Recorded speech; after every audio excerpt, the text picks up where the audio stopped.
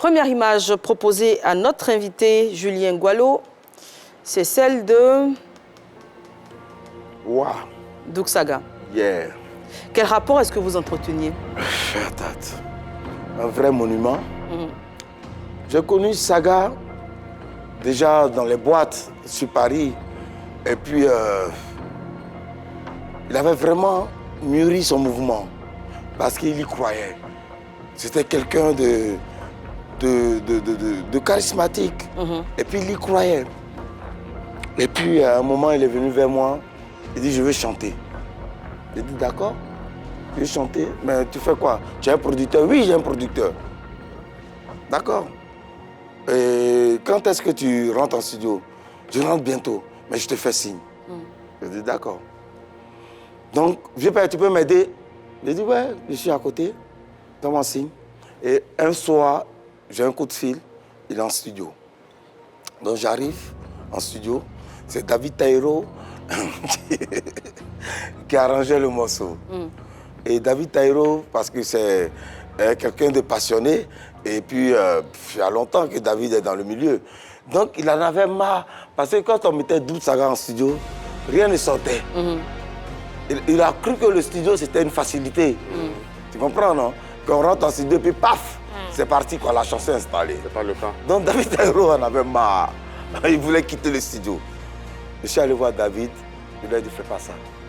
Ah donc, il y croit tellement. Si tu as fait ça, tu vas tuer quelque chose en lui. Et j'ai réfléchi, j'ai dit, mais d'accord. Comme il n'arrive pas à chanter, tu vas lancer les chai. Et puis, voilà, il est pris de côté, le décalé. Et il dit, tu as combien de toi? Tout ça, c'est le Noussia. Et t'as remis combien? Il m'a remis 1 000 euros d'aujourd'hui. D'accord. Il dit, à Fouetté. Donc, il a roulé les Denko, il a roulé Christy Lee, il a roulé certains artistes. Ils sont venus. J'ai dit, voilà, le transport est là, attends, venez. Quand ils sont arrivés, c'est eux qui ont commencé à poser. Et puis, Doug Saga, je l'ai encouragé à mettre des chai dans le truc. Mais quand tu as vu son succès après, là, tu n'as pas eu l'envie de faire des coupés décalés aussi? Comment? Quand tu as vu son succès après, tu n'as C'est pas moi, l'envie de je faire leur des ai parlé. Dans la chanson, il a lancé les chai. Il dit, vous les décalez, coupez là. Vous avez foutu, appuyé jazz longtemps pour déverrouiller. Voilà. C'est moi qui ai lancé le chai là. C'est son premier. Ouais, mais tu n'as pas envie de faire couper décalé après? Mais papa, quand ça me l'a dit, ça me va dans couper décalé, tu apprends pilon, me propre. On passe à l'image suivante. C'est pas ton feeling. Ouais, tu comprends? Et c'est comme ça l'image suivante. j'ai connu Doug. D'accord. La Vlemou. Gore la montagne. Oh, la montagne. Ah, le Zigliao. Lui, c'est un frère. Et puis, en tout cas, on s'entend. C'est un aîné ou c'est un frère? C'est un aîné. D'accord. Tu vois, en âge, c'est un aîné. Mais on s'entend beaucoup. Et en musique également, c'est un devancier. Ouais, c'est un dévancier. Mais il m'écoute beaucoup. Il m'écoute beaucoup.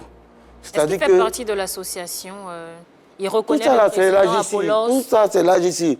Mais il m'écoute beaucoup. Pourquoi? Parce qu'il a beaucoup d'amour pour moi.